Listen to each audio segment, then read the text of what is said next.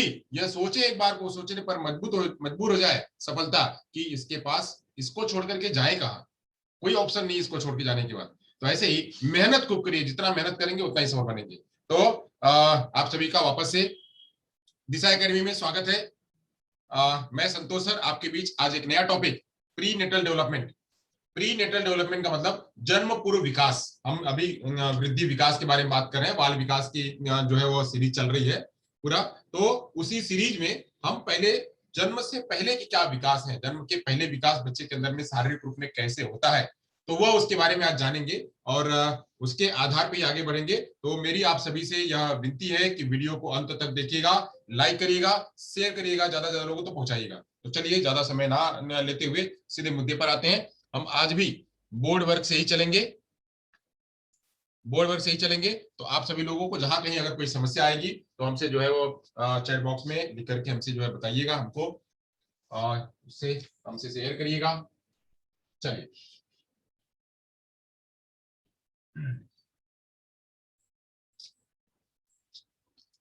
मुद्दे की बात करते हैं अब सीधे, और मुद्दे की बात भी करनी चाहिए, इधर उधर नहीं जाना चाहिए।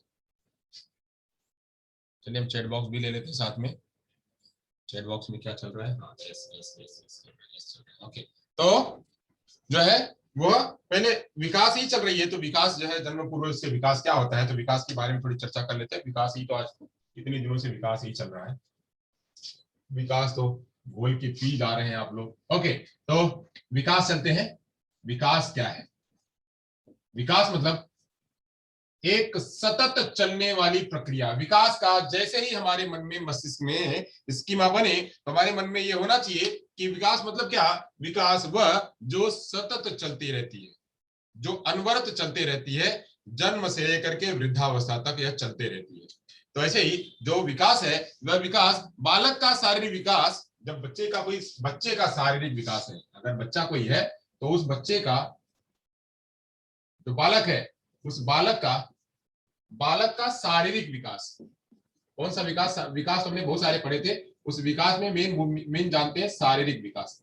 बालक का जो शारीरिक विकास है, यह शारीरिक विकास अगर मजबूत है, कहा भी गया, रसू जी ने कहा है कि स्वस्थ शरीर में ही स्वस्थ मस्तिष्क का निवास होता है। तो अगर शारीरिक विकास अच्छा है बच्चे का, अगर बच्चे का शारीरिक विकास अच्छा है तो उसका प्रभाव, बच्चे का शारीरिक विकास का प्रभाव उसके व्यवहार के साथ साथ, उसके इस शारीरिक विकास का जो है, यह शारीरिक विकास उसके व्यवहार के साथ, उसका व्यवहार तो बदलता ही है, यह व्यवहार तो बदलता ही है, बच्चे का व्यवहार तो बदलता ही है, व्यवहार के साथ साथ में अन्य पक्षों का भी विकास करता है।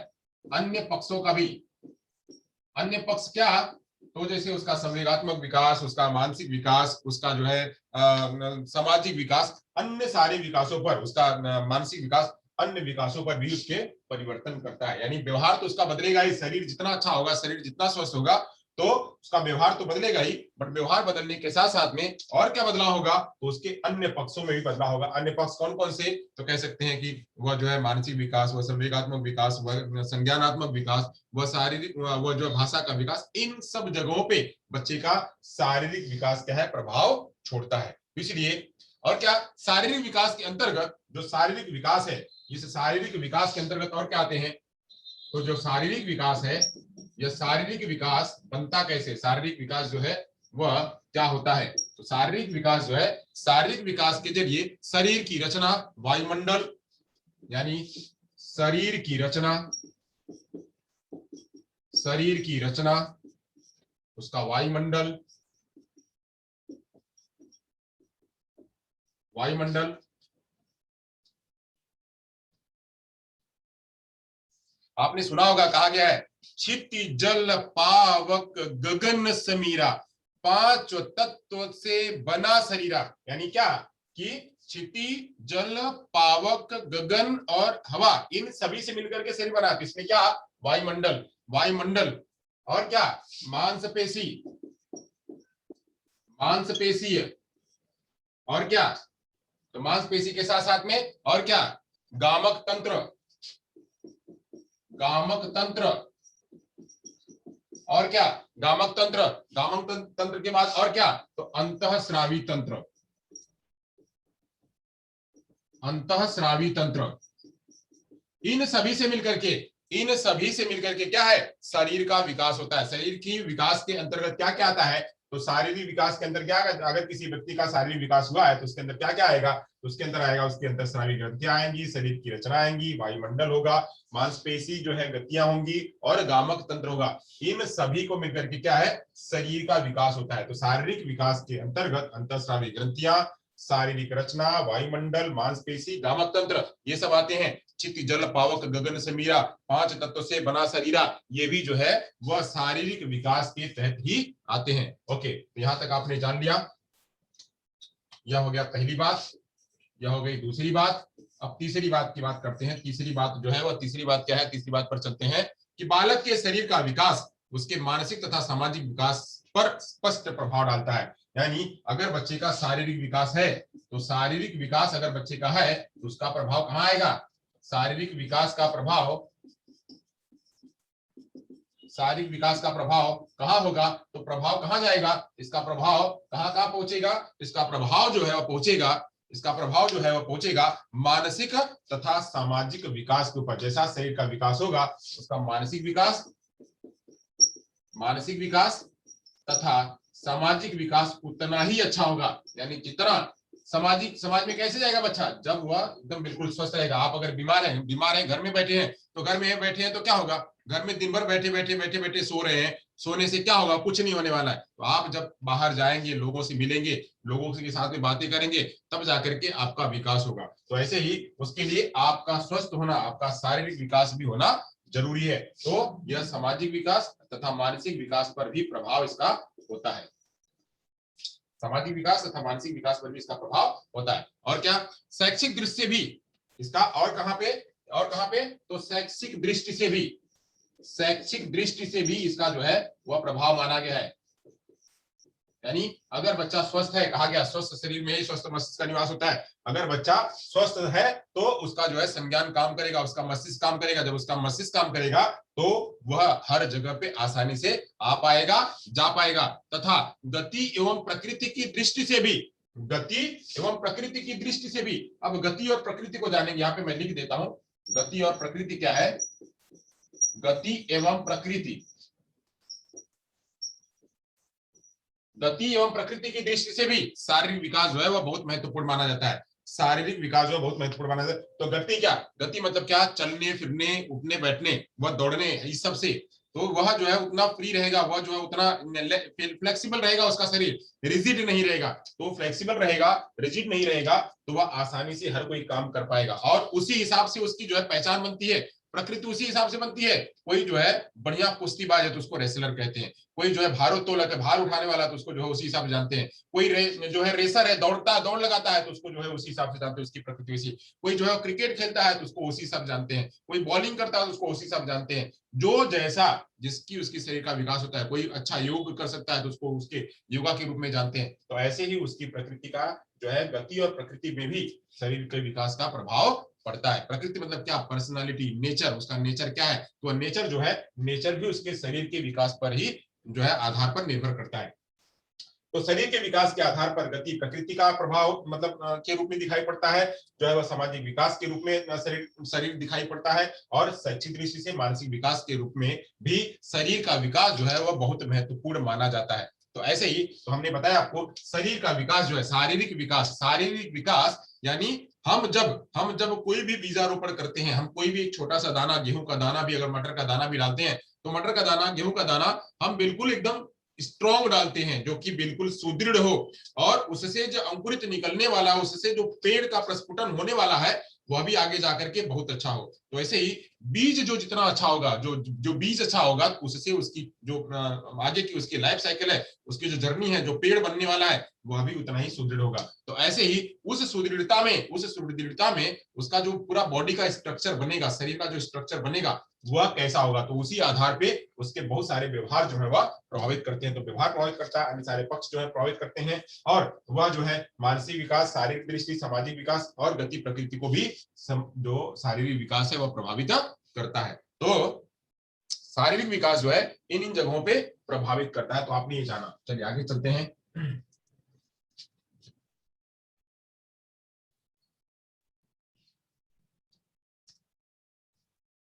तो शारीरिक विकास जो है हम अभी पढ़ रहे हैं, शारीरिक विकास प्री नेटल डेवलपमेंट में कैसे काम आती है। शारीरिक विकास जो है जन्म से पूर्व कैसे निर्मित होती है, किस रूप में होती है, उसके बारे में जानेंगे। निषेचन से जन्म तक के समय को जन्म पूर्व काल कहते हैं। यानी अब विकास को हटा करके अब हम चलते हैं जन्म पूर्व काल की बात करते हैं। जन्म पूर्व काल, जो इसको कहते हैं प्री नेटल डेवलपमेंट, जन्म पूर्व काल। जन्म पूर्व काल कौन सा काल? तो जन्म पूर्व काल, जिसको कहते हैं क्या अंग्रेजी में प्री नेटल डेवलपमेंट। यहाँ पर लिखा हुआ प्री नेटल डेवलपमेंट, अंग्रेजी में कहते हैं इसको प्री नेटल डेवलपमेंट। तो प्री नेटल डेवलपमेंट जो है वह निषेचन से लेकर के जन्म तक के काल को कहते हैं। कब से? जब निषेचन होता है, निषेचन पहले दिन का कॉन्सेप्शन, पहले दिन से लेकर के जन्म तक की अवस्था जो है, जन्म तक की अवस्था, उसे ही जो है वो हम जन्म पूर्व काल कहते हैं। यानी निषेचन से लेकर के, निषेचन से लेके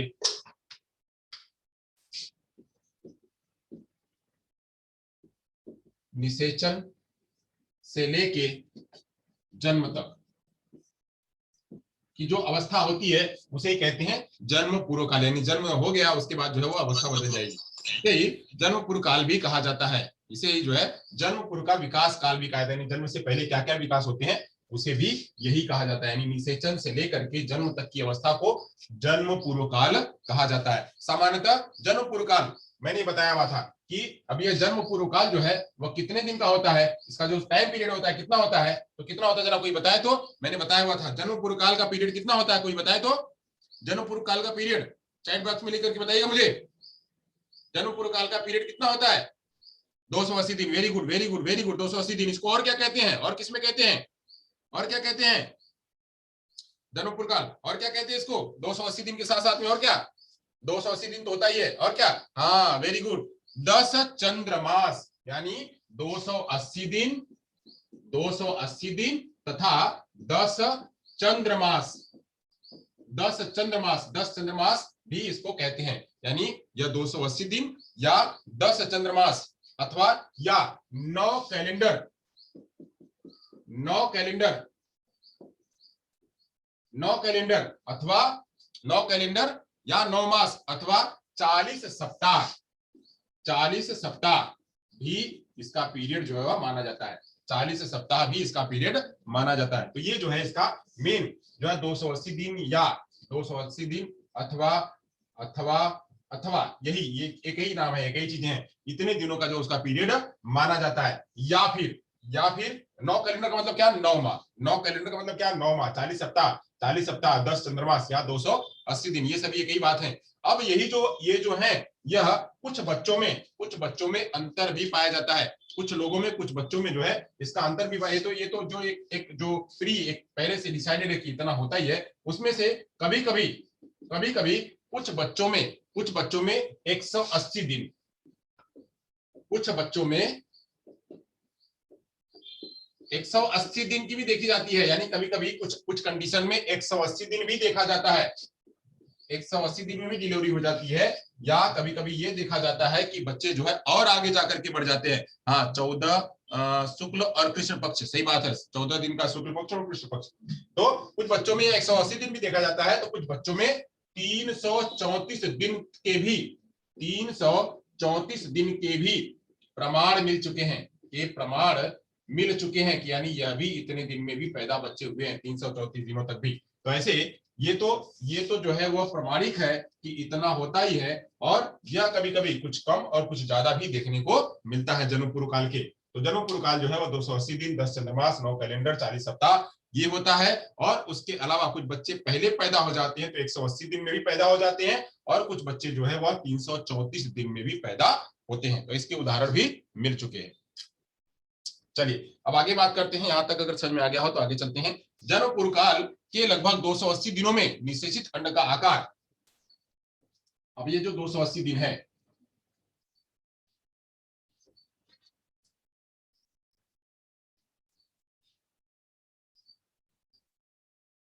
चलिए तो 280 दिन में जो बच्चे का जो आकार होता है 280 दिन का, इस 280 दिनों में, इस 280 दिनों में जो निषेचित अंड है, जो निषेचित अंड है, वह निषेचित अंड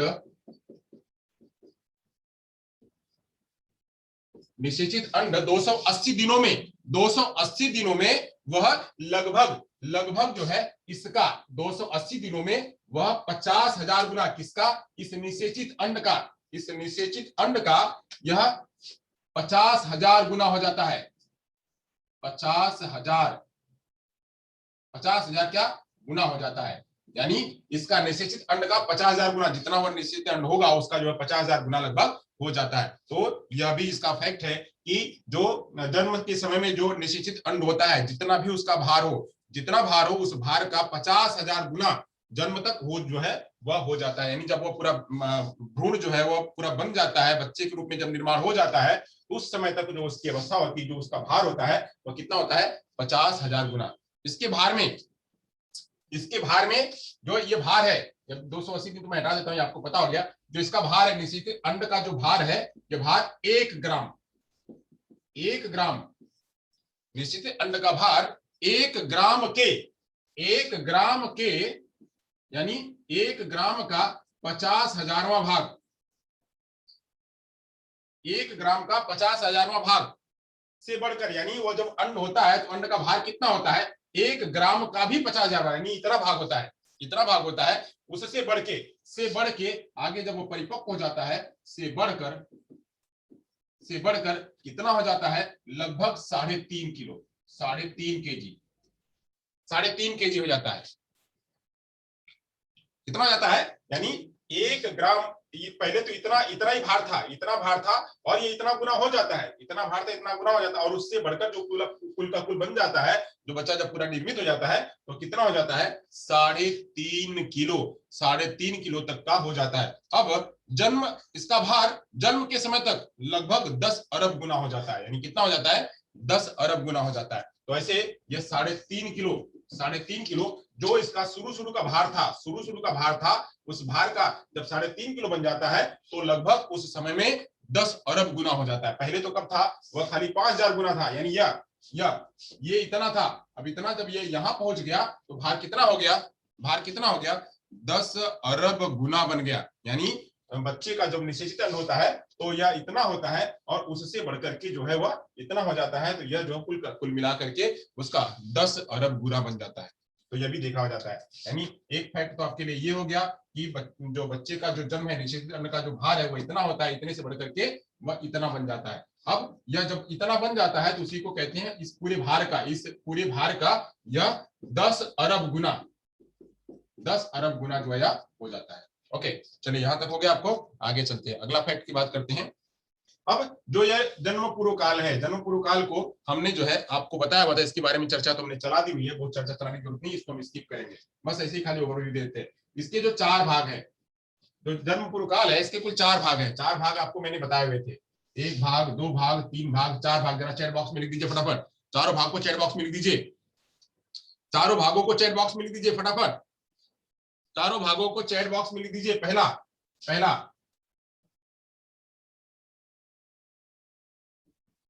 वेरी गुड, बहुत बढ़िया, लिखिए फटाफट लिखिए, चैट बॉक्स में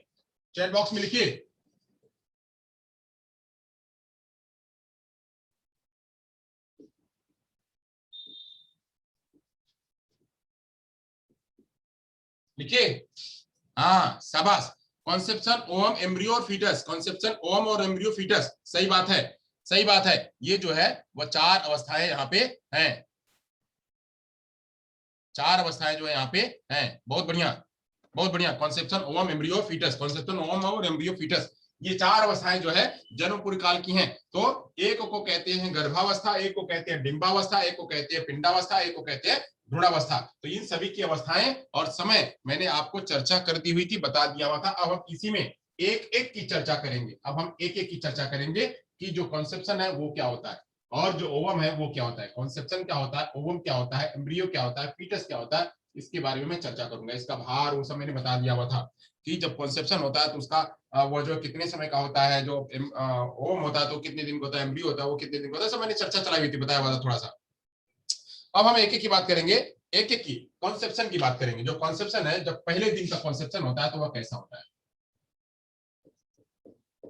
कॉन्सेप्शन मतलब क्या, धारण। जिस दिन धारण होता है अंड निषेचन का, अंड निषेचन का जिस दिन धारण होता है तो उस दिन की स्थिति क्या होती है, यह अवस्था अंड के निषेचित होने की है, यानी इसी दिन जो है अंड निषेचित होता है, जो अंड है वह निषेचित होता है, अंड निषेचित होता है इसी दिन। और क्या होता है इस दिन, अंड निषेचित होता है, यह केवल एक दिन का होता है, यानी इसकी जो अवधि है वो कितनी होती है, एक दिन की होती है, अवधि इसकी एक दिन की होती है। यह प्रसव पूर्व विकास निषेचन के साथ शुरू होता है, यानी यहाँ पे जो जर्नी है यहीं से शुरुआत होती है, यानी जो प्रसव पूर्व की अवस्था है, यानी प्रीनेटल पीरियड की जो अवस्था है, पीरियड जो दिन है वह यहीं से होता है। प्रीनेटल यहीं से स्टार्ट होता है, यहीं से प्रारंभ होता है, ओके, यहीं से प्रारंभ होता है। और जब तक यहीं से प्रारंभ होता है और जब तक भ्रूण का पूरा निर्माण नहीं होता है, यानी फीटस तक चलता है, जन्म तक चलता है, तो यह पूरा वहां तक चलता है। गर्भाधान परंपरागत यह कैसे होता है, गर्भाधान जो है अब ये होता कैसे, अब अंड निषेचन होगा कैसे, तो एक तो परंपरागत होता है। कैसा, परंपरागत जैसे हम आप जैसे पैदा हुए हैं वैसे ही परंपरागत जो है ये होता है। दूसरा टेस्ट ट्यूब के माध्यम से होता है, और कैसे होता है, एक तो परंपरागत होता है, दूसरा टेस्ट ट्यूब के माध्यम से होता है, एक सैरोगेट मदर के माध्यम से होता है। सैरोगेट मदर यानी आप किसी को हायर कर लो कि आप हमारा बच्चा जो है वो पैदा कर, आप हमारे बच्चे को पाल करके देंगे, तो एक किसी दूसरे को बुला करके उससे जो है अपने बच्चे को हम वहां पे जो है उससे पलवा सकते हैं, उससे जो है वहां पे हम बच्चा पैदा करवा सकते हैं, तो इसको कहते हैं सैरोगेट मदर या सैरोगेसी कहते हैं। और क्या होता है, एक होता है कृत्रिम गर्भाधान, यानी आर्टिफिशियल कॉन्सेप्शन, कृत्रिम गर्भाधान, कृत्रिम गर्भाधान यह भी जो है आजकल बहुत फेमस है और मिल रहा है, जिसको समस्या होती है तो वह इन सारी बातों में जो है उसका इस्तेमाल कर सकता है। ओके, तो परंपरागत, टेस्ट ट्यूब, सैरोगेट मदर, कृत्रिम गर्भाधान, ये सब जो है कॉन्सेप्शन का यह जो है क्या है, यह समय है और इसी हिसाब से कॉन्सेप्शन होता है। चलिए, तो इतना मैंने बता दिया। बीएड वालों का थोड़ा रिवीजन हो रहा होगा क्योंकि उनको एक बार बताया गया है, जो डिप्लोमा वाले हैं उनके लिए नया है। ओके, आगे चलते हैं, यहाँ तक हो गया कॉन्सेप्शन के बाद आगे बढ़ते हैं ओवम की बात करते हैं। कॉन्सेप्शन हमारा हो गया, अब ओवम पे चलते हैं। ओवम क्या है उस पर चलते हैं।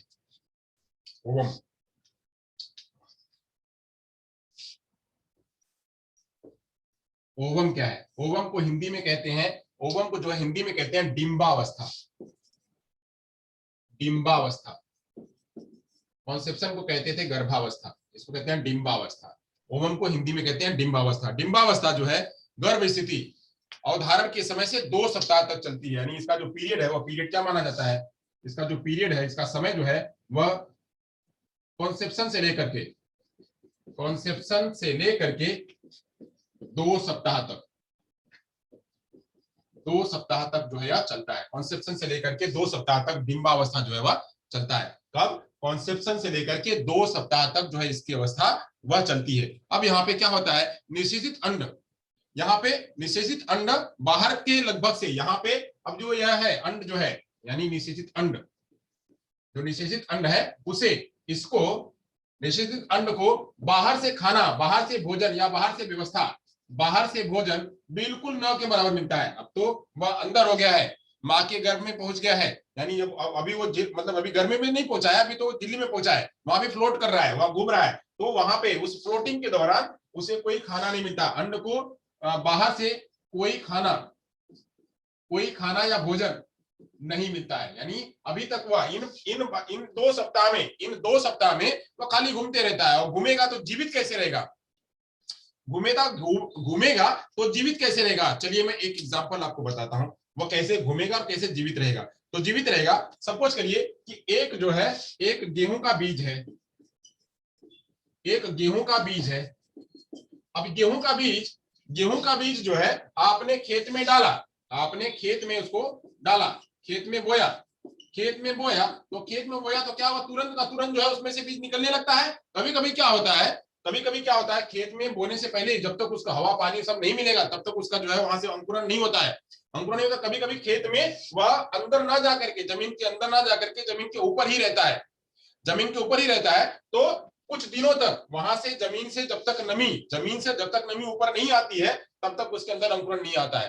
तो जमीन के अंकुरित होने मतलब जमीन से जो है नमी आने तक, अगर नमी बहुत ज्यादा हो गई, मतलब अगर गर्मी बहुत ज्यादा हो गई, बाहर का जो वातावरण है, यानी यह जमीन है, यहां से नमी जो है ऊपर आ रही है, नमी यहां आ रही है, और यहां से क्या है, यहाँ पे सूर्य का प्रकाश जो है पड़ रहा है। अगर सूर्य का प्रकाश बहुत तेज है तो खेत में जो बीज आपने डाला, जो गेहूं का बीज है, अगर उसमें शक्ति है तो यहां से जो नमी आ रही है उतने तक का वो वेट करेगा, 2 दिन 3 दिन तक वेट करेगा, मरेगा नहीं इतना जल्दी। क्यों? क्योंकि अभी उसके पास शक्ति है। किसकी शक्ति है? कैसे शक्ति है? उस गेहूं के बीज में शक्ति है। तो यह भले धूप आ रही है तो 2 दिन तक 3 दिन तक उसको प्रोटेक्ट कर लेगा, बन लेगा, बट जैसे ही उसके बाद जैसे यहां से नमी उसको पहुंची, जैसे ही उसने नमी का थोड़ा सा भी एहसास पाया तो नमी को लेकर के अंकुरण उसमें जो है होने लगता है। तो ऐसे ही किराए के माता भी कहते हैं। हाँ हाँ हाँ, सही बात है। हाँ, किराए की माता, सही बात है। हाँ, वो हम समझ नहीं पाया था। हाँ, उसको किराए की माता भी कहते हैं। ओके, तो गेहूं का बीज जैसे जो है वो उतने दिन तक रुका रहता है, वह फिर जाकर के अंकुरित होता है, वैसे ही हमारा जो अंड है वह अंड भी उन 15 दिनों तक, उन जो है 16 दिनों तक, 14 दिनों तक, उन 2 सप्ताह तक जो है वह उसी के अंदर माँ के जो है उसमें पूरा जो है वो पूरा घूमते रहता है, और तब तक वह उसे कोई बाहर का भोजन नहीं मिलता है, तथा अंड में उपस्थित भोजन यौक से जो है प्राप्त करता है। इसी के अंदर, अंड के अंदर, यानी गेहूं के अंदर जो था, वैसे अंड के अंदर जो यौल्क होता है उसको कहते हैं यौल्क। उसकी जो क्षमता है अंड के अंदर जो क्षमता है, इसके अंदर जो क्षमता होती है उसे कहते हैं यौल्क। यौल्क जो होता है उसके अंदर क्षमता, वही जो है उसको प्रोटेक्ट करके रखता है, वही उसको जीवित करके रखता है। हाँ, सेरोगेट मतलब है, हाँ वही, तो वह जो है उसको बचा के रखता है, जीवित करके रखता है। किसको? अंड को जब बचा करके रखता है। वहीं अगर माता उस टाइम पे बहुत ही जो है ताप में है, बहुत ही जो है वो उसको गर्मी है, या फिर वो मतलब उसने कोई दवा खाई हुई है या कोई और किया हुआ है, तो वह उसके ताप से, शरीर के ताप से जो है यह हो सकता है मर सकता है, या हो सकता है वह बाहर आ सकता है। तो ऐसे यह जो है वह बाहर तक इतने दिनों तक जो है वह खाना कहां से प्राप्त करता है? वह बाहर की चीजों से प्राप्त करता है। चलिए आगे चलते हैं। यह समय माता से इस समय माता से जुड़ा नहीं होता है। यह क्या करता है? इन समय जो ये 2 सप्ताह का समय है, इसके समय में माता के साथ में जुड़ा नहीं होता है, यानी माता के साथ में जुड़ा नहीं होता है। जुड़ा क्यों नहीं होता है? क्योंकि अभी जो है वह माता की गर्भ झिल्ली से उसका जो है वह नाता नहीं होता है, इसलिए माता के साथ में जुड़ नहीं पाता है। अब जुड़ा नहीं होता तो करता क्या है? बात आती है, जब जुड़ा नहीं होता तो करता क्या है? तो वह करता क्या है? फ्लोटिंग करता है। वहीं पे वो विचरण करते रहता है, घूमते रहता है और देखते रहता है कि कहां मिलेगा, उसी जगह वो घूमते रहता है। उसको कहते हैं फ्री फ्लोटिंग करना, उसे कहते हैं फ्री में घूमते रहता है, फ्री फ्लोटिंग। वहां पे वो फ्री फ्लोटिंग करता है, वो घूमते रहता है, फ्री फ्लोटिंग करता है, एक पार्टिकल के रूप में, एक कण के रूप में वो घूमते रहता है, घूमते जब वह 8-9 दिन का हो जाता है, 10 दिन तक जब हो जाता है, तो 10 दिन के बाद, लगभग 10 दिन के बाद, कैसे? लगभग 10 दिन के बाद, लगभग 10 दिन बाद 10 दिन बाद जो है वह क्या करता है? निषेचित अंड गर्भाशय की दीवार से जाकर के चिपक जाता है। 10 दिन बाद गर्भाशय की दीवार से चिपक जाता है। जब वो गर्भाशय की दीवार से चिपक जाता है तो वहीं से अब वह क्या बन जाता है? अभी तक वह स्वजीवी था, अब जैसे ही गर्भाशय की दीवार से चिपक गया, चिपक गया, अभी तक उसको सारा खाना अपने से मिल रहा था, अब जैसे ही वहां से चिपक जाएगा तो वह क्या करेगा, अब सारा वह एक खाने का नया स्रोत बना लेगा, यानी वह जीवित होने का नया स्रोत बना लेगा। अब यहां से भोजन का नया स्रोत बनाएगा कौन, वही निषेचित अंड। निषेचित अंड जो है भोजन का नया स्रोत बनाएगा, भोजन का नया स्रोत। नया स्रोत कहां से, माता से, माता की गर्भाशय की झिल्ली से चिपक गया तो माता की गर्भाशय की झिल्ली से वह सारा कुछ जो है वहां से वह जो है लेता है, नया स्रोत बनाता है। अब गर्भाशय की झिल्ली से जब चिपकता है तो वह चिपकता कैसे है, चिपकता है उसके अंदर अंदर जो है उतने दिनों में, इन 10 दिनों में फ्लोटिंग करता है तो उसके अंदर में से वो कण निकलने लगते हैं। यानी जैसे होता है ना कि जब बीज होता है, जब ये बीज होता है गेहूं का बीज, गेहूं का जो बीज होता है आप देखते होंगे उसमें जो है उसकी जड़ें निकलने लगती हैं, तो वैसे ही इसके अंदर भी वो फीलर, वो जड़ों को कहते हैं फीलर, वो फीलर निकलने लगता है। ऐसे ही जो अंड है, अंड में फीलर, फीलर जो है वो ऐसे ऐसे करके छोटे छोटे, वो जो है बिल्कुल छोटे छोटे दाने, अब इन्हीं फीलर को क्या करता है, फीलर को ले आकर के गर्भाशय से जाकर के चिपका देता है, गर्भाशय से जाकर के चिपका देता है। तो फीलर को घूमते घूमते घूमते फीलर तब तक उसके निर्माण होते हैं। इन दिनों में जो 10 दिन है उन 10 दिनों में फीलर निर्माण होते हैं और फीलर को ले आकर के यहाँ चिपका लेता है गर्भाशय से।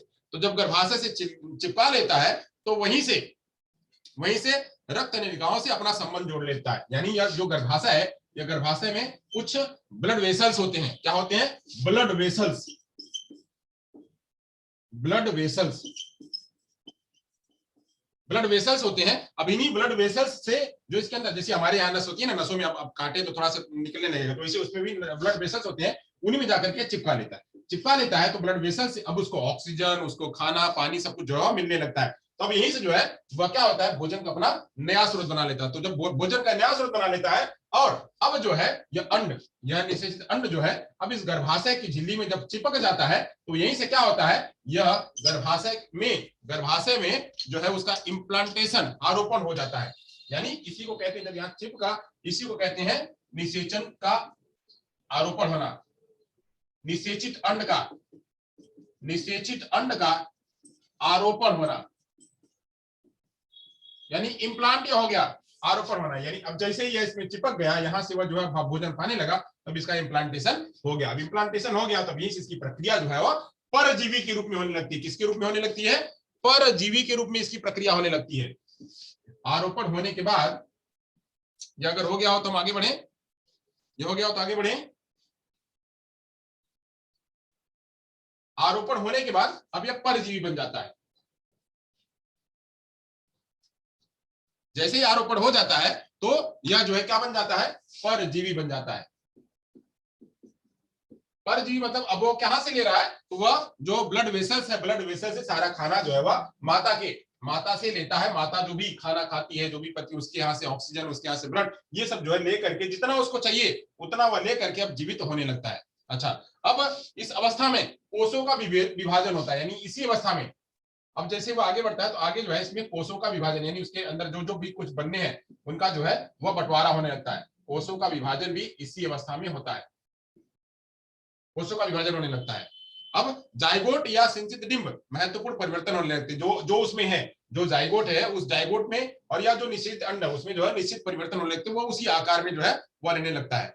जो निश्चित अंड है डिंबवाहिनी नलिका द्वारा गर्भाशय में आ जाता है और गर्भाशय में पहुंचने से इसका आकार हुक के समान हो जाता है। यानी जैसे ही यह गर्भाशय में जाकर के चिपकता है तो यह एक हुक के रूप में, यानी यह एक हुक के रूप में काम करता है। यानी ऐसे यह गर्भाशय है तो गर्भाशय में ऐसे आकर के ऐसे के रूप में बना लेता है। यानी अब वह बिल्कुल यह हुक के रूप में अपने आप को सटा लिया हुआ है, हुक के रूप में सटा लिया हुआ है। तो अब कहीं बाहर भी नहीं जाएगा। अगर यही हुक, यह जो हुक है, यह हुक अगर कमजोर है, यह हुक अगर बराबर नहीं हुआ, चिपका तो बट बराबर नहीं हुआ, तो क्या होता है, वह कुछ दिनों के बाद बाहर हो जाता है, कुछ दिनों के बाद बाहर हो जाता है। आगे क्या, गर्भाशय में कुछ दिनों के पश्चात इनको सतह का आधार लेकर चिपक जाता है और गर्भाशय से अपना भोजन जो प्राप्त कर लेता है। यानी अब ऐसे जब हुक बना लेता है तो हुक बनाने के बाद अब यहाँ से बिल्कुल चिपक जाता है, यानी वो बिल्कुल परफेक्ट हो जाता है इस जगह पे। अब इस जगह पे जब परफेक्ट हो जाता है तो माता से जो भोजन है वह प्राप्त करने लगता है और यहाँ से इसकी जर्नी जो है वह स्टार्ट होने लगती है।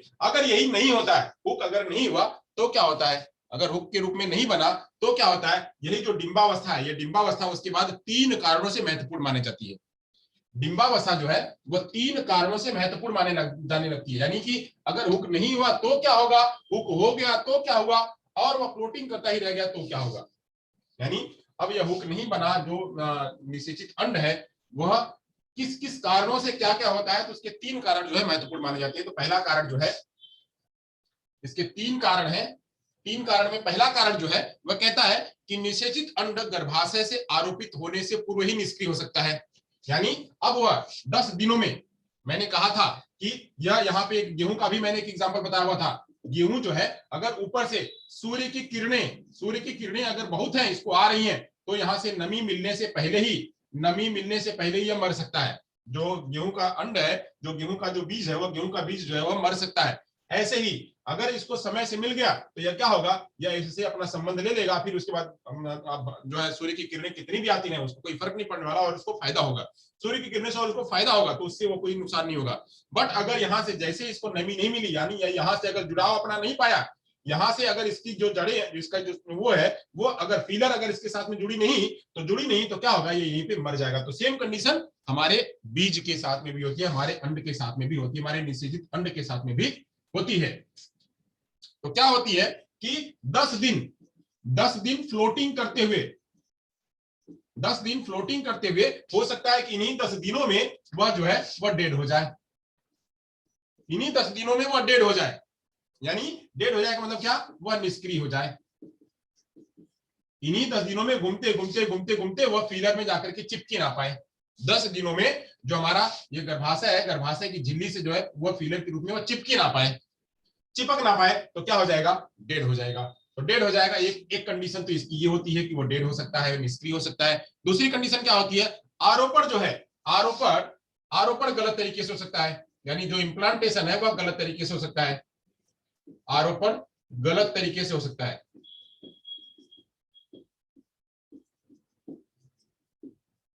आरोपण गलत तरीके से हो सकता है, मतलब कि जहां पे उसको, जहां से भोजन लेना, जहां से उसको भोजन परफेक्ट मिलेगा, उस जगह पे जाकर के वो हुक ना होकर के, उस जगह पे सेट ना होकर के वह कहीं और जाकर के सेट हो सकता है। यानी अगर जो है उसको यहां सेट होना है, यहां ना होकर के वह कहीं यहां आकर के सेट हो गया, या कहीं यहां आकर के सेट हो गया, तो उसकी जो जगह है, पर्याप्त जगह, वह पर्याप्त जगह जो है नहीं फिट होगी। जैसे जैसे हम कहते हैं कि कोई एक व्यवस्था है, उस व्यवस्था में अगर हम उस व्यवस्था को ना ढालें, वहां पे अगर उसको ना करें, जैसे हम यहाँ पे हमको इसका ये सेंटर का अगर जो पॉइंट बनाना है, इस सर्कल का पॉइंट बनाना अगर हम यहाँ बनाएंगे तो क्या होगा, ये उल्टा पुल्टा हो जाएगा। तो ऐसे ही यहाँ पे भी जो हमारा इम्प्लांटेशन है, वह इम्प्लांटेशन जिस जगह पे, गर्भाशय की झिल्ली में जिस जगह पे होना चाहिए, वहां अगर नहीं हुआ, तब भी जो है या क्या होता है, वह निष्क्रिय हो सकता है, वह गलत तरीके से हो सकता है इम्प्लांटेशन। उसका जो तरीका है वो गलत हो सकता है। और क्या, आरोपण होना संभव नहीं हो सकता है। यानी ये दूसरा ये भी हो सकता है कि आरोपण ही ना हो, आरोपण होना ही संभव ना हो, यानी उसका फीलर ही नहीं बन रहा है।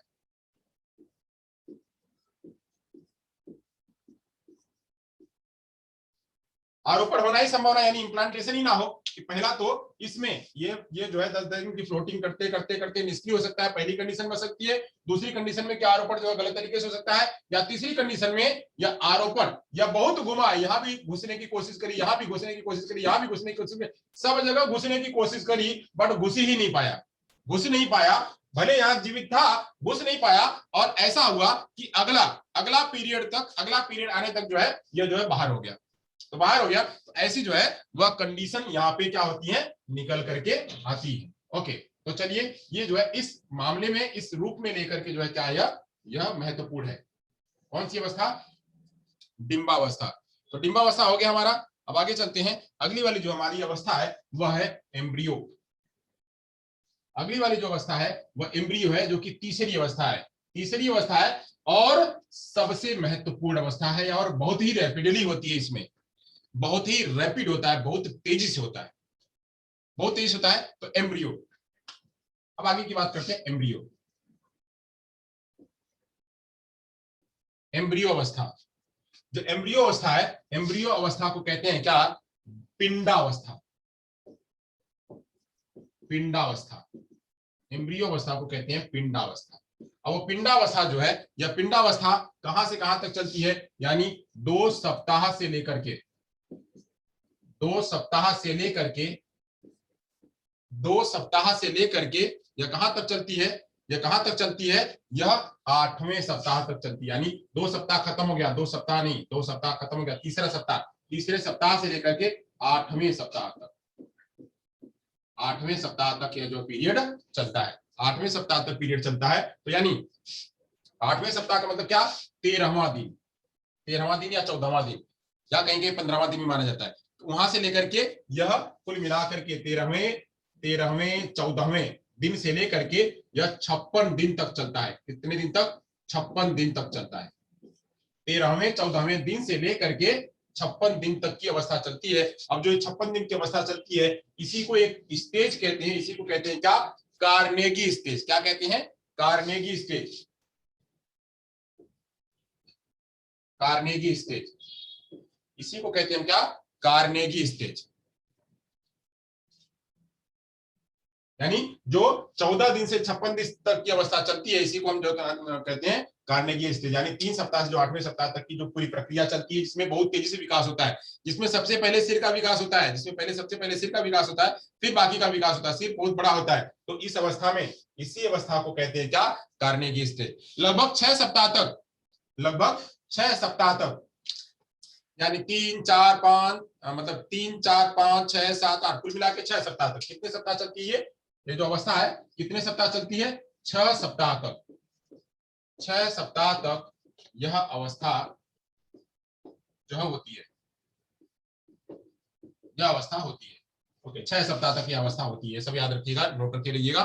चलने वाली पिंडावस्था में परिवर्तन की अवस्था है, जिसमें कोषों का समूह एक लघु मानव का रूप लेता है। यानी जो कोष यहाँ पे बन रहे थे, वहां पे कोष बनना शुरू हो गए थे, कोषों में विभाजन शुरू हो गया था। अब यही कोषों में विभाजन, कोई कोष जो है वो मस्तिष्क का विकास करता है, तो कोई जो है हाथ का विकास करता है, कोई धड़ का विकास करता है, कोई पैर का विकास करता है। सारे कोष आपस में डिवाइड होकर के, सारे कोष आपस में डिवाइड होकर के वो क्या करते हैं, एक लघु मानव का बना देते हैं, लघु मानव बना देते हैं, लघु मानव का निर्माण कर देते हैं। इन्हीं जो है ये 3 सप्ताह से 8 सप्ताह के बीच में जो वह भ्रूण था, जो वह निषेचित अंड था, वह निषेचित अंड एक लघु मानव का रूप ले लेता है, लघु मानव का रूप ले लेता है। तो अभी हमने बताया कि जो है वह निषेचित अंड जो है पहले दिन से लेकर के 2 सप्ताह तक रहता है, तो उसके बाद वो ओव में रहता है, उसके बाद एम्ब्रियो में आता है, तो 3 सप्ताह से लेकर 8 सप्ताह तक रहता है। अब इसी में वह बहुत तेजी से होता है, तो इसी में सारे विकास जो है वह होते होते वह जो एक लघु मानव का रूप ले लेता है, और यह कुल मिलाकर के 6 सप्ताह तक चलता है। अब यहाँ पे शरीर की लगभग समस्त मुख्य विशेषताएं बाह्य तथा आंतरिक इसी लघु अवस्था में जो है होती है। यानी यहीं पे इसी में जो यह लघु अवस्था है, इसी लघु अवस्था में शरीर के सारे विकास, शरीर के सभी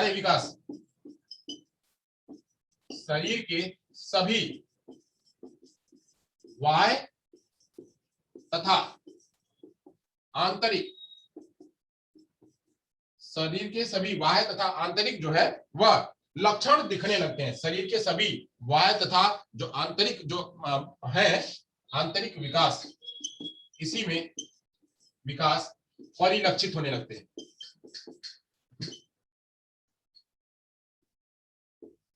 परिलक्षित होने लगते हैं, यानी दिखने लगते हैं, यानी वह होने लगते हैं। तो यह जो लघु मानव है, लघु मानव में बाहर की क्या मतलब कि बाहर से आपको दिखने लगेगा, बाहर से दिखने लगेगा कि जो बिल्कुल लघु मानव हो गया, उसका शरीर बन गया है, उसकी नाक बन गई है, उसकी आंखें बन गई हैं, और उसका हाथ बन गया है, उसका पैर बन गया, बिल्कुल वो सिकुड़ा हुआ है, इस तरह से जो है वो बना रहेगा। तो यह भी होगा, साथ साथ में उसके मस्तिष्क के अंदर जो सारे विकास, वो सारे hemisphere, left hemisphere, right hemisphere, और इसमें ब्लड वेसल्स और मसल्स, ये सारों का निर्माण जो है होने लगता है। तो आंतरिक और बाह्य दोनों जो है इस लघु मानव में विकसित होने लगते हैं, दिखाई देने लगते हैं। इस काल में विकास अधोमुखी दिशा में होता है। इस काल में जो विकास है, विकास अधोमुखी दिशा में होता है। अधोमुखी का मतलब क्या होता है कि जो मुंह है, जो उसका जो सिर है, वह सिर बिल्कुल ऐसे घुमा रहता है, बिल्कुल इस तरह से घुमा रहता है। तो इसको कहते हैं, बिल्कुल जैसे हम नहीं, हम जब सोते हैं तो हाथ पैर को बिल्कुल लपेट लेते हैं, मतलब जो हमारा हाथ जो पैर है वह सब बिल्कुल जो है एकदम गोले की तरह बन जाता है। तो ऐसे ही इसको कहते हैं, या अधोमुखी के रूप में इसका विकास होता है। सर्वप्रथम इसमें अधोमुखी का विकास अधोमुखी के रूप में होता है, तो इसमें सबसे पहले विकास किसका होता है? तो सबसे पहले सिर का विकास होता है। सबसे पहले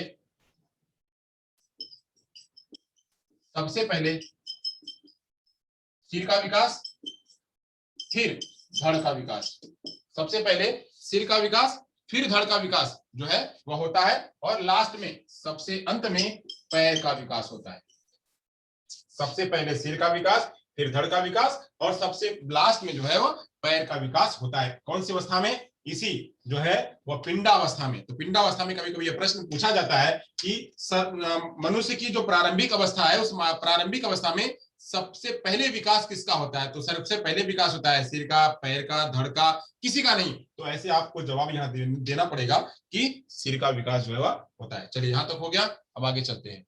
अगर यहां तक समझ में आ गया हो तो आगे एम्ब्रियो की जो है वो उसके साइज शेप की बात करते हैं कि वह कितना होता है। अगर आपने ये कर लिया हो तो हम मिटा दें। अधोमुखी को इंग्लिश में क्या कहते हैं? अधोमुखी को इंग्लिश में क्या कहते हैं? तो आप लोग सर्च करके मेरे को बता दीजिएगा। सर्च करके यहाँ लिख दीजिएगा अधोमुखी को क्या कहते हैं। चलिए बता देंगे। आप लोग नहीं कर पाते तो हम बता देंगे।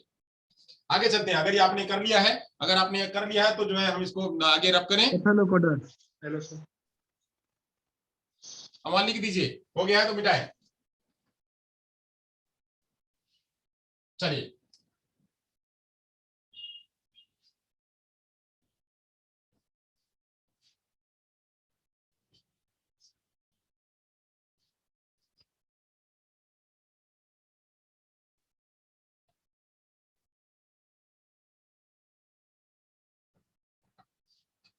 ओके, चलिए आगे चलते हैं। जो पिंडावस्था है, पिंडावस्था जो है 2 मास बाद, 2 मास के बाद, यानी पिंडावस्था में 2 महीने बाद, 2 महीने बाद इसमें जो है वो दिखने लगता है लक्षण। 2 महीने बाद, 2 मास बाद इसकी लंबाई 10 इंच, लंबाई जो है वह 10 इंच, लंबाई 10 इंच, और भार, भार इसका जो है वो भार कितना हो जाता है? तो 9 से 10 औंस, 9 से 10 औंस। अब 9 से 10 औंस, औंस को अगर हम ग्राम में बदलेंगे तो 9 से 10 औंस को अगर हम ग्राम में बदलेंगे तो कितना हो जाएगा? उसको बदलेंगे तो कितना हो जाएगा? लगभग 283, लगभग 283 ग्राम, लगभग 283 ग्राम हो जाएगा। कितना हो जाएगा? हाँ, लगभग कितना? 283 ग्राम, लगभग 283 ग्राम, यानी एक औंस में जो है वह 28, लगभग 28 ग्राम होता है एक औंस में। तो ऐसे ही जब 10 औंस बन जाता है, जो भार उसका है 9 से 10 औंस होता है, तो 283 ग्राम जो है वह कब? 2 महीने बाद। 2 महीने बाद इसकी जो लंबाई है वह इतनी हो जाती है। वहीं जब ये और आगे बढ़ता है, जब ये और आगे बढ़ता है, और जब 8वें महीने में आता है, यानी जो इसकी अंतिम अवस्था होती है, अंतिम महीना, 8वें महीने में कितना होता है? नहीं, हाँ 8वें महीने की बात हो रही है। तो 8वें महीने में इसकी लंबाई जो कितनी हो जाती है? वही भ्रूण की लंबाई कितनी होती है? तो 10 इंच हो जाती है, 10 इंच हो जाती है, तथा इसका जो भार है वो भार 4 से 5 पाउंड हो जाता है। 4 से 5 पाउंड, 4 से 5 पाउंड। अब 4 से 5 पाउंड को क्या कहते हैं? 4 से 5 पाउंड तक हो जाता है वहीं जब जन्म का समय लेता है। और जब जन्म होता है तो यही जो है उसका जो लंबाई है वो 20 इंच हो जाती है, 20 इंच। और जो भार है वो भार 7 से 7.5 पाउंड हो जाता है, 7 से 7.5, 7 से 7.5। अब 7 से 7.5 की अगर बात करेंगे तो 7.5 पाउंड में, 7.5 पाउंड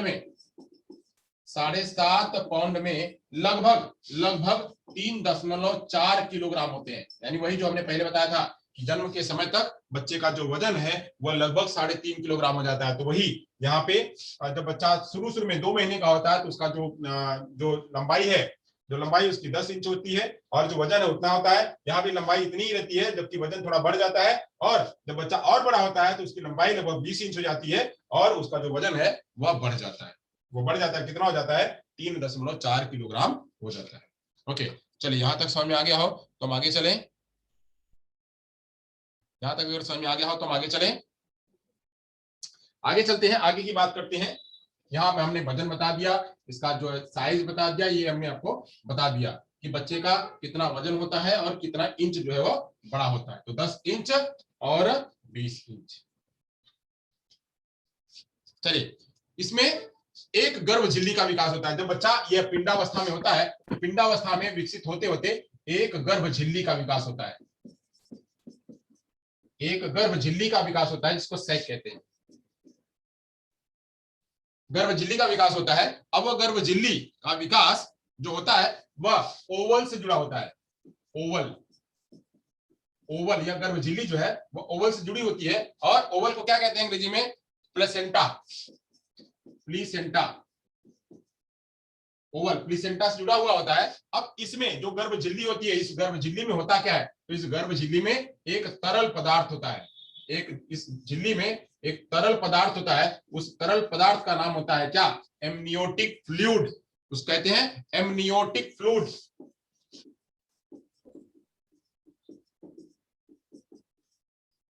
एमनियोटिक फ्लूइड उसको कहते हैं। और यही जो एमनियोटिक फ्लूइड होता है, यह एमनियोटिक फ्लूइड जब बच्चा जन्म लेता है, जब बच्चा जन्म लेता है तो जन्म तक, बच्चा जब जन्म लेता है तो एमनियोटिक फ्लूइड मां के गर्भ से बाहर आ जाता है और जो गर्भ की झिल्ली है वो भी बाहर आ जाती है। मां जब बच्चा जन्म लेता है तो जन्म के साथ में ही गर्भ की झिल्ली बाहर आ जाती है और इम्यूनिटी फ्लूइड भी बाहर आ जाता है। अब इम्यूनिटी फ्लूइड जो है वह क्यों होता है? इम्यूनिटी फ्लूइड बच्चे को गर्भ में ताप से बचाने के लिए, बाहर की चीजों से बचाने के लिए, उसको प्रोटेक्ट करने के लिए, गर्भ में प्रोटेक्ट करने के लिए जो है वह इम्यूनिटी फ्लूइड उसके पास होता है, उसके अंदर द्रव के रूप में भरा रहता है, तो उसको बचाने के लिए। दूसरा कारण क्या होता है कि मां के गर्भ से बच्चा बाहर आए, संसार में आए, तो संसार में बाहर आने के लिए भी यह एमनियोटिक फ्लूइड जो है वह मदद करता है। तो सबसे पहले एमनियोटिक फ्लूइड का स्राव होता है, उसके बाद जो है वह बच्चा बाहर आता है। तो इस तरह से यह एमनियोटिक फ्लूइड भी जो है वह काम करता है। तो आपको यह भी याद रखना है कि गर्भ झिल्ली जो होती है, और गर्भ झिल्ली जो है वह प्लेसेंटा से जुड़ी हुई होती है और इसमें क्या होता है? एक एमनियोटिक फ्लूइड होता है। ओके, चलिए यहां तक हो गया, बात खत्म हो गई। अब आगे चलते हैं, बात करते हैं फीटस की। फीटस की बात करते हैं। फीटस क्या है? एम्ब्रियो हो गया हमारा, हमने कॉन्सेप्शन बता दिया, हमने ओवम बता दिया, फीट जो है एम्ब्रियो बता दिया। अब ये 3 खत्म हो गए। अब लास्ट का जो है वो बुढ़ावस्था, जो फीटस है उसकी चर्चा करते हैं। फीटस, फीटस बुढ़ावस्था। फीटस भ्रूणावस्था, यह जो है वहां तक क्या था? 2 से लेकर 8 सप्ताह तक था। अब यह 9वें सप्ताह से लेकर के, यह जो है कहां से स्टार्ट हो रही है? 9वें सप्ताह से लेकर के,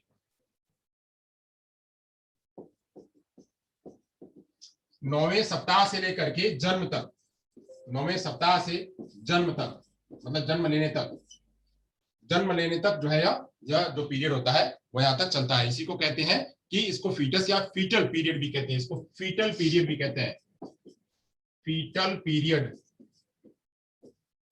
अब इस अवस्था में जो है विकास बहुत धीमी गति से होता है। जितना विकास जो है उन 56 दिनों में हुआ था, जितना विकास उन 56 दिनों में हुआ था, उतना विकास यहाँ पे नहीं होता है। यहाँ पे बहुत ही धीमे धीमे धीमे धीमे विकास होता है, बहुत ही धीमे धीमे विकास होता है। तो वो धीमे धीमे विकास जो है उसमें सब चीज में मेच्योरिटी लेके आता है। वो जो शरीर था, वो जो हाथ था, वो जो पैर था, उन सभी को मेच्योर करता है, उसको सुदृढ़ बनाता है इन दरमियान। बुढ़ावस्था में विकास की गति पूर्व अवस्थाओं की अपेक्षा धीमी में होता है। यानी जो पुराने वाले बाकी के जो अवस्थाएं थी उन अवस्थाओं की अपेक्षा इसमें क्या होता है? उनकी अपेक्षा यहाँ पे बहुत धीरे से होता है। जो गति है उसकी, विकास की जो गति है, विकास की गति धीरे होती है, विकास की गति धीरे होती है। ओके, तो यहां तक हो गया हमारा, विकास की गति जो है अन्य की अपेक्षा धीरे होती है। अब इसमें जो है अलग अलग अनुपात में वृद्धि होती है, अलग अलग अनुपात में जो है वृद्धि होती है कि क्या कौन कौन सी चीजें जो है यहाँ पे विकास होता है। तो विकास होता है वह देखते हैं क्या कि बच्चे का जो सिर है, यहाँ पे शरीर का अंग जो है वो कितना बड़ा होता है। शरीर का अंग शरीर का अंग 8 सप्ताह में, 8 सप्ताह में, फिर 20 सप्ताह में,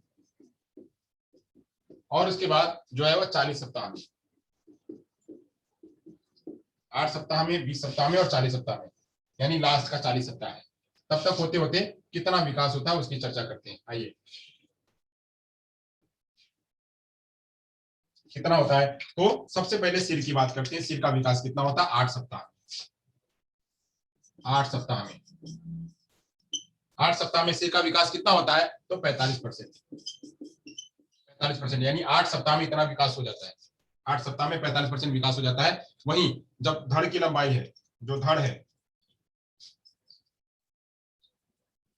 ये सिर था, ये था सिर, यहाँ पे देखते हैं सिर, ये सिर, सिर के बाद धड़, धड़ के बाद पैर, ये हो गए सिर, धड़, पैर। अब हम जो है इसका काउंटिंग करते हैं कितना कितना विकास कहाँ कहाँ पे होता है। तो 8 सप्ताह में 45%, धड़ जो है अब वह जो है 35% का विकास होता है 8 सप्ताह में, और जो पैर है बाकी का बचा कितना? तो 20%। देख रहे हैं 20%। सबसे कम जो है विकास किसका होता है? पैर का। यानी 8वें सप्ताह में सबसे ज्यादा अगर विकास किसी का होता है तो सिर का होता है, उसके बाद अगर होता है तो धड़ का होता है, और उसके बाद अगर किसी का सबसे कम होता है तो वह 20% किसका विकास होता है? तो पैर की लंबाई। वहीं जब 20वें सप्ताह में होती है तो 20वें सप्ताह में जो विकास होता है वो 35% का विकास होता है। 35% विकास जो है वो होता है जो है भ्रूण में सिर का, और फिर 40% जो है धड़ का। यानी यहाँ पे 20वें सप्ताह में सिर जो है वो कम विकास होता है, जबकि जो धड़ है उसका विकास ज्यादा होता है। वहीं जो अभी भी पैर का विकास जो है कमी होता है, 25% ही होता है। वहीं जब आगे जाते हैं तो यहाँ 25% विकास जो है होता है। यानी देखिए यहाँ पे 45% का विकास हुआ और यहाँ मात्र 25% का। 40वें सप्ताह तक, यहाँ तक बहुत तेजी से हुआ, आधा तक करीब करीब विकास हो गया 8 सप्ताह में। उसके बाद के 40 सप्ताह के, उसके बाद के जो बचते हैं 32 सप्ताह, 32 सप्ताह जो बचते हैं उन 32 सप्ताहों में बहुत ही गति धीमी है, बहुत गति धीमी है। तो इसलिए यहाँ से यहाँ तक की गति को क्या कहते हैं? धीमी गति कहते हैं। तो 40वें सप्ताह में 25% जो है वह सिर का विकास होता है, 40% जो है वह धड़ का विकास होता है, और बाकी का जो बचा तो 35% है, वह 35% जो है वह किसका विकास होता है? तो पैर का विकास होता है। तो इस तरह से जो है ये विकास की गति है। विकास की गति शुरू में जो है वह हमारा जब एम्ब्रियो था, एम्ब्रियो में बहुत तेजी से होता है, जब फीटस में आता है तो उसकी गति जो है वह धीमी हो जाती है। तो ये गति का जो चार्ट है वह इसके विकास का, शरीर के अंगों का विकास जो है उसका चार्ट यहाँ पे है। आप इसका स्नैप लेना चाहें तो ले लीजिए, ले लिया होगा अपने में से। औंस भारी है, औंस अलग अलग वो नापने का तरीका है, जैसे पाउंड है वैसे औंस है, जैसे डॉलर है वैसे अलग अलग भार का नाप है। हमारे यहाँ ग्राम में कहते हैं, कहीं औंस में कहते हैं, कहीं पाउंड में कहते हैं।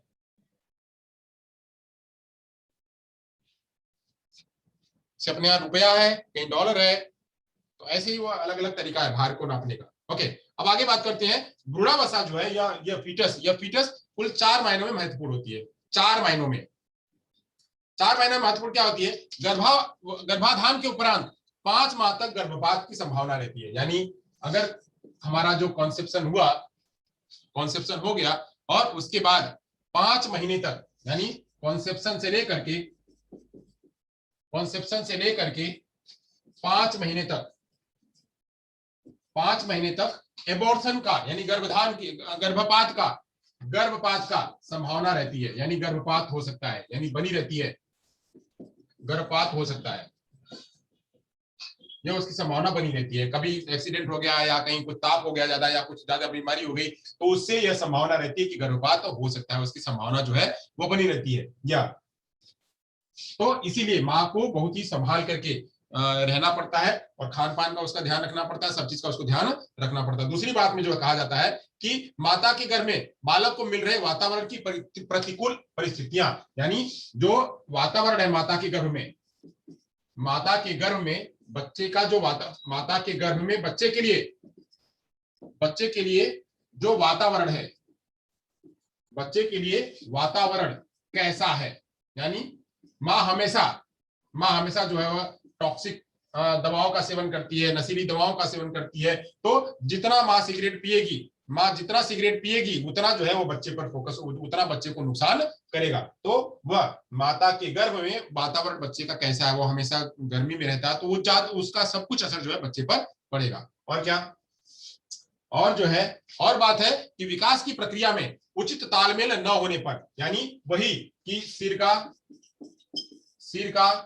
धड़ का और पैर का, सिर का, धड़ का और पैर का जो उचित अगर तालमेल नहीं है, अगर उचित तालमेल नहीं है तो भी क्या होगा, कहीं अगर हो सकता है कि सिर को ज्यादा उस टाइम पे विकसित होना था, सिर विकसित नहीं हुआ, धड़ विकसित हो गया, धड़ को ज्यादा विकसित होना था, धड़ विकसित नहीं हुआ, पैर विकसित हो गया। इन सभी के बीच में अगर कोऑर्डिनेशन नहीं है, विकास की स्थिति में कोऑर्डिनेशन नहीं है, तभी क्या होगा, बच्चे को जो है वो प्रभावित करेगा। आगे जाकर के बच्चा कुछ और हो सकता है। अक्सर देखते हैं कि एक साथ में जुड़वा बच्चे, तिलवा बच्चे जो पैदा होते हैं, कभी कभी ये भी होता है कि उसकी जो है एक हाथ नहीं दो हाथ निकल के आया है, कभी कभी वह जो है वो मनुष्य के अंदर में जानवरों का कोई रूप जो है वो निकल के आ जाता है। तो ऐसी घटनाएं जो है वह देखने को मिलती है। वो ऐसी घटनाएं तालमेल ना होने की वजह से देखने को मिलती है। बच्चों के मतलब जो अंदर जो परवरिश हो रही है उसमें तालमेल नहीं होता है, इन सभी में तालमेल नहीं होता है, तो इस वजह से जो है घटनाएं देखने को हमको मिलती है। आगे है जो चौथी वाली बात है, वो चौथी वाली बात क्या है कि जन्म पूर्व भ्रूणावस्था की परिस्थितियों से प्रसव की सरलता व जटिलता, यानी जब यह भ्रूणावस्था है तो भ्रूणावस्था में जब प्रसव हो रहा है, प्रसव हो रहा है तो प्रसव कैसा हो रहा है, प्रसव नॉर्मल है या प्रसव जो है एबनॉर्मल है, प्रसव को घर पे कराया गया या प्रसव को बाहर कराया गया, यानी प्रसव की सरलता से हुआ है या जटिलता से हुआ है। प्रसव अगर जटिलता से होगा तो उसका असर माता पर भी हो सकता है और उसका असर जो है बच्चे पर भी हो सकता है। तो ये सब सारी बातें फीटस में, ये 4 बातें वो ध्यान में रखी जाती हैं कि फीटस का ये सारी बातें, यानी 5 महीने तक जो उसका गर्भपात हो सकता है और बच्चे के वातावरण में भी वहां पे अगर ज्यादा है तकलीफ तो ये भी उसका नुकसान हो सकता है। इन सभी के बीच में सिर, धड़ और पैर में कोऑर्डिनेशन नहीं है तो भी वह जो है नुकसान कर सकता है। साथ साथ में प्रसव में जटिलता है या सरलता है तो उसका भी असर जो है बच्चे पर दिखाई पड़ता है। तो ये जो है 4 अवस्थाओं में, 4 बातों में जो है महत्वपूर्ण है। चलिए अब बात करते हैं कि ऐसी कौन कौन से कारक हैं जो कि गर्भ को प्रभावित करते हैं, यानी जो प्रीनेटल है, प्रीनेटल की स्थिति को प्रभावित करने वाले ऐसे कौन कौन से कारक हैं। तो प्रभावित करने वाले जो कारक हैं, वो कारक हैं, उन कारकों को मैं आपके सामने स्लाइड पे शेयर कर देता हूं, आपके सामने स्लाइड पे शेयर कर देता हूं। इतना मुझे लिखने की आवश्यकता नहीं है, हमारा लिखना जो है वो बचेगा और मैं यहीं से आपको एक्सप्लेन कर दूंगा।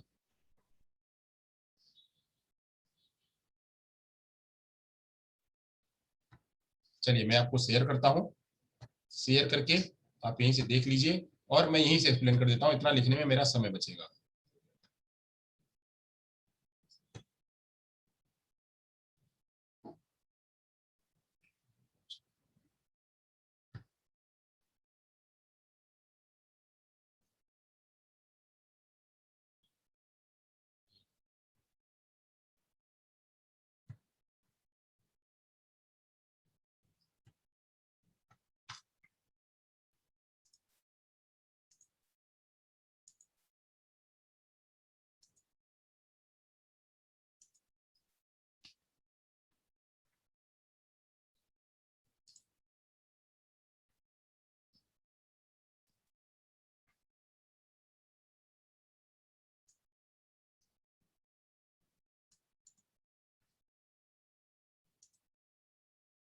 चलिए दिखा, तो ये है गर्भकालीन विकास को प्रभावित करने वाले कारक। तो पहला क्या है, पहला है माता का आहार, यानी माता का आहार, माता का खान पान कैसा है, माता ने कैसा खान पान रखा है, तो एक वो प्रभावित करता है। दूसरा प्रभावित करता है माता का स्वास्थ्य, माता जो है वह कितनी स्वस्थ है, माता हर समय पे वो जो है बिल्कुल समय समय पे खा पी रही है, वो बिल्कुल उसको कोई बुखार नहीं है, तकलीफ नहीं, वो स्वस्थ है ना, एक वो भी जो है असर करता है। और क्या असर करता है, माता का संवेगात्मक अनुभूतियां, माता जो है गर्भ में तो है बट उसको हमेशा चिंता सताए रह रही है कि ये होगा वो होगा ऐसा होगा वैसा होगा, वो चिंतित है। तो या फिर वह जो है या किसी इमोशंस का शिकार है, तो ऐसे कंडीशन में बच्चे पर उसका प्रभाव हो सकता है। गर्भवती स्त्री का नशा करना, अगर कोई जो है वह सिगरेट पीती है या फिर वह हुक्का पीती है या फिर गांजा शराब या जो भी जितनी भी टॉक्सिक चीजें हैं अगर उसका इस्तेमाल करती है तो भी जो है उसका असर बच्चे पर हो सकता है। अपरिपक्व माता, यानी माता जो है वह पहले ही टीनेजर में ही वह माता बन गई, यानी वह 14 वर्ष में ही 15 वर्ष में ही माता बन गई, तो 14 वर्ष में माता 14 वर्ष में 15 वर्ष में ही जो है उसको अगर प्रेगनेंसी हो गई है तो इसका असर जो है वो बच्चे पर पड़ सकता है उस टाइम पे। क्यों? क्योंकि उस टाइम पे जो गर्भाशय है वह पूरा विकसित नहीं था, तो विकसित नहीं था तो इसलिए जो है उसको रखने के लिए, उसको कंट्रोल करने के लिए बच्चे के पास उतना, माता के पास उतनी क्षमता नहीं होती है। खुद का विकास पूरा नहीं हुआ, यानी माता का विकास जो है पूरा नहीं हुआ, माता का विकास पूरा नहीं हुआ है, या वह जो है बिल्कुल दुबली पतली है या बहुत छोटी है, या फिर वो उसको खान पान उसका अच्छा नहीं है, तो ऐसी कंडीशन में अगर वह कुपोषित है, माता अगर कुपोषित है तो कुपोषित बच्चा भी पैदा होगा।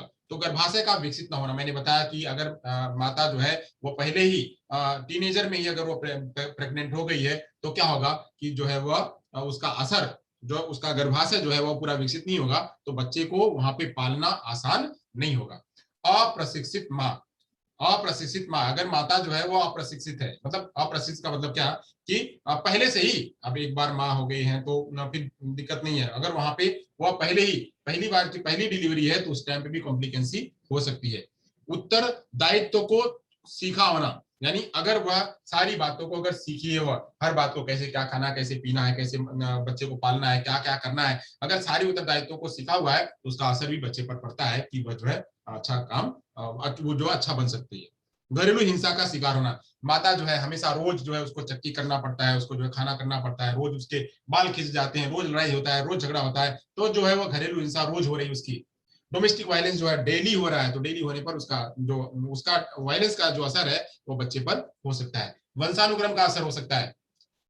वंशानुक्रम का क्या असर हो सकता है कि जो पुराने समय में उसके जो माता है, माता के लोग, या फिर पिता के जो है वो उसका भी असर जो है हो सकता है। उस टाइम पे जो मैंने यहाँ बताया था कॉम्प्लिकेशन, सिर का विकास, धड़ का विकास और जो है पैर का विकास, इन सभी में कोऑर्डिनेशन ना होना, इसका भी असर जो है वह वंशानुक्रम के तहत से हो सकता है। तो घर एवं बाहर का वातावरण, घर का वातावरण कैसा और बाहर का वातावरण, किस वातावरण में वह रह रही है, तो उसका भी असर जो है वहां पे उसको होगा।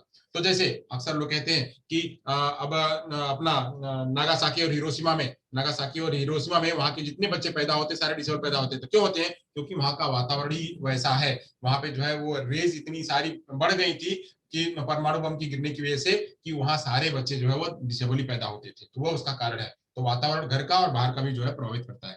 शुद्ध हवा और प्रकाश, बच्चे जो माता को अगर वो ऐसी जगह पे जहाँ पे बिल्कुल सफोकेशन हो रहा है, खाना जो है वो उसको सांस लेने को ढंग से नहीं हो रहा है, और सूर्य का प्रकाश को नहीं मिल रहा, तो उन सब का असर किस पर होगा? उसके बच्चे पर होगा। मानसिक स्वास्थ्य, माता का मानसिक स्वास्थ्य कैसा है? वह अगर मानसिक रूप से विक्षिप्त है, मानसिक रूप से विकसित है तो बच्चा भी क्या होगा? उसका भी असर विकसित होने पर पड़ेगा। माता को रूबेला या जर्मन खसरा का शिकार होना, इसीलिए गर्भधारण से पहले ही माता को कहा जाता है, यानी लड़कियों को कहा जाता है कि आप जो है रूबेला का इंजेक्शन लगवा लो। तो रूबेला का इंजेक्शन लगवाने से वहां पे जो है उसको इन सब चीजों का, रूबेला या जर्मन मीजल्स का जो खतरा जो है वह कम बन जाता है। ऐसे ही माता को सिफिलिस हो जाना, अंधापन हो जाना, पीलिया हो जाना, एनीमिया हो जाना, निमोनिया हो जाना, इन सब का कारण भी जो है वह माता के गर्भ पर पड़ता है और गर्भ में पल रहे बच्चे पर जो है वह पड़ता है। तो ये सब सारी घटनाएं जो है वो मैंने आपके साथ में शेयर करी है कि माता को जो है किस किस रूप में, माता को किस किस रूप में जो है वह कैसे अपने बच्चे को पालना है, और क्या क्या बातें जो है वो ध्यान में करनी है। तो यहाँ पर मैंने आपके सामने जो विकास है, विकास को समझाया, फिर कॉन्सेप्शन को समझाया, फिर उसके बाद जो है वो हमने कॉन्सेप्शन को समझाया, फिर हमने जो है ओवम को समझाया, फिर एम्ब्रियो को समझाया और फीटस को समझाया। कॉन्सेप्शन 1 दिन का, ओवम जो है वो 2 सप्ताह तक का, जो एम्ब्रियो है वह जो है वह 8 सप्ताह तक, और उसके बाद 9 से लेकर के जो है उसके बाद का 280 दिन तक का जो है वो फीटल है। वो फीटल पीरियड में सारी बातें मैंने आपको एक एक चीज करके बारीक बारीक बच्चों को मैंने आपको समझाया है। ये सारी बातें अगर आप याद रखेंगे तो एग्जाम में अगर किसी प्रकार का प्रश्न आता है, आप उसको सरलता से आप उसको हल कर सकते हैं, उसका जवाब आसानी से आप दे सकते हैं। और यही जो अवस्था है वो पहली अवस्था है विकास का। अगर किसी बच्चे का शारीरिक विकास अगर अच्छा हुआ, बच्चे का अगर शारीरिक विकास अच्छा हुआ तो उसका सारा विकास, सभी विकास जो है अच्छी तरह से हो सकते हैं। गर्भ में ही अगर उसकी जड़ ही मजबूत है, बहुत बढ़िया से वह अगर रहा है, तो आगे जाकर के उसका सारा विकास जो है बहुत अच्छी तरह से होगा। तो मैंने इतना आपके बीच में समझाया, एक्सप्लेन किया, आप लोगों को होप आप लोगों को समझ आया होगा। अब यहाँ से मेरा समझाने वाला जो है वो काम खत्म होता है। अब यहाँ पे आपका हम जांच करेंगे कि आपको आपने कितना सीखा है। तो क्या आप सभी लोग रेडी हैं? क्या आप सभी लोग रेडी हैं? चैट बॉक्स में जवाब दीजिएगा। क्या आप सभी